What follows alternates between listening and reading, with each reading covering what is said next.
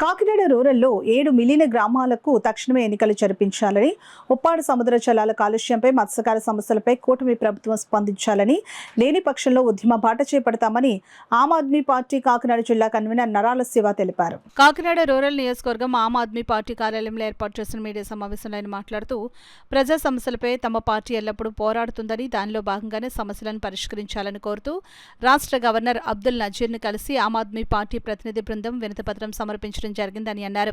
అనంతరం అన్నమయ్య జిల్లా నుండి ముఖ్య అతిథిగా విచ్చేసిన రాష్ట్ర నాయకులు నీరుగట్టు నగేష్ ను ఘనంగా సన్మానించారు. తదుపరి ఆప్ పార్టీ రాష్ట్ర ఉపాధ్యక్షులు వరదరాజు సాంచి, కాకినాడ జిల్లా కన్వీనర్ నరాల శివ, రాష్ట్ర అధికార ప్రతినిధి కాళ్ళూరి కృష్ణమోహన్ మీడియాతో మాట్లాడారు. ఈ కార్యక్రమంలో పలువురు ఆమ్ ఆద్మీ పార్టీ నాయకులు, కార్యకర్తలు తదితరులు పాల్గొన్నారు. సమస్యల మీద వాళ్ళు ఒక మెమరాండాన్ని సమర్పించారు. అందులో ముఖ్యంగా విలీన గ్రామాల కోసం కలిశారు. అలా ఎలక్షన్ కమిషన్ కూడా కలిశారు. విలీన గ్రామాల కోసం స్పష్టంగా మాట్లాడడం జరిగింది.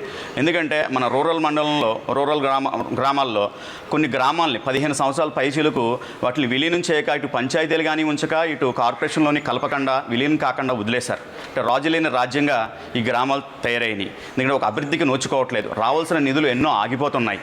అటువంటి సందర్భంలో లాస్ట్ ఒక 1.5 year బ్యాక్ ఇదే జనసేన నాయకులు పంతన్ నానాజీ గారు శాసనసభ్యులు కాకముందు ఆయనతో మా పార్టీ కలిసి ఈ విలీన గ్రామాల సమస్యల మీద రాస్తారోకో నిర్వహించాము. మీటింగ్లు పెట్టి దానికోసం స్పష్టంగా మాట్లాడాం. ఆయన కూడా ఒక గళం ఎత్తారు. ఆ సమస్య మీద మళ్ళీ ఇంకొకసారి విలీన గ్రామాలని కలపండి అని చెప్పి, మీరు ఈరోజు శాసనసభ్యులు అయ్యారు కదా, మరి విలీన గ్రామాల కోసం ఏం మాట్లాడారని మాట్లాడినప్పుడు కొంతకాలం క్రితం ఒకసారి శాసనసభలో ఆయన మాట్లాడడం జరిగింది. సో పంతన్ నానాజీ గారికి మీడియా ముఖంగా నేను తెలియజేసుకున్నది ఏంటంటే, ఒక్కసారి మాట్లాడినంత మాత్రాన అది జరగదు, ఇది మీరు యుద్ధంలా చేయాలి, విలీన గ్రామాల సమస్యల మీద మీరు కూడా మాతో కలిసి పోరాడాలని చెప్పేసి ఆమ్ ఆద్మీ పార్టీ కాకినాడ జిల్లా కన్వీనర్గా నిజంగా ఈ ప్రజాస్వామ్యాన్ని కూని చేయాలని భారతీయ జనతా పార్టీ చూస్తూ ఉంది. కాబట్టి ఈ దేశంలో ఉన్నటువంటి అన్ని వర్గాల ప్రజలు ఈ రోజున ఆలోచిస్తున్నారు. ఒక భారత న్యాయమూర్తి పైనే, అత్యున్నతమైనటువంటి స్థానంలో ఉన్నటువంటి జడ్జి గారిపైన ఈ విధంగా దాడి చేయడం అంటే నిజంగా ప్రజాస్వామ్యంని కుని చేయడం.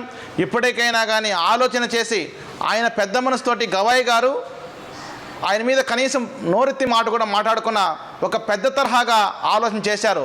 ఒక ప్రజాస్వామ్యయుతంగా ఆయన కనుక కన్నెర్ర చేసింటే కనుక కటకటాల పాలయ్యేవాళ్ళు. ఈ ప్రభుత్వం కూడా భారతీయ జనతా పార్టీ కుప్పకూలేది. కానీ ఆయన పెద్ద మనసు చేసుకొని ఈ దేశంలో ఇంకా కూడా లౌకికవాదం ఉంది అని చెప్పని ఆయన కనీసం కూడా కేసు పెట్టలేదు. అయితే ఇప్పటికీ ఈ యొక్క భారతీయ జనతా పార్టీ నాయకులు వాళ్ళపైన ఎటువంటి యాక్షన్ తీసుకోలేదు. కాబట్టి ఇప్పటికైనా ఆలోచన చేయండి. ఈ దేశంలో ఉన్నటువంటి దళితులు, గిరిజనులు, బహుజనులు, అలాగే అణగారిన వర్గాలు, అలాగే ప్రజాస్వామ్యాన్ని కాపాడేటువంటి ప్రజా సంఘాలు అందరూ కూడా కలిసొత్తి ఆమ్ ఆద్మీ పార్టీ ఈ గవాయి గారిపైన జరిగినటువంటి ఘటనని తీవ్రంగా వ్యతిరేకిస్తూ ఉంది, ఖండిస్తూ ఉంది. అవసరమైతే కనుక అన్ని శక్తులతో కలిసి పోరాటం చేసి ప్రజాస్వామ్యాన్ని రక్షించుకుందాం.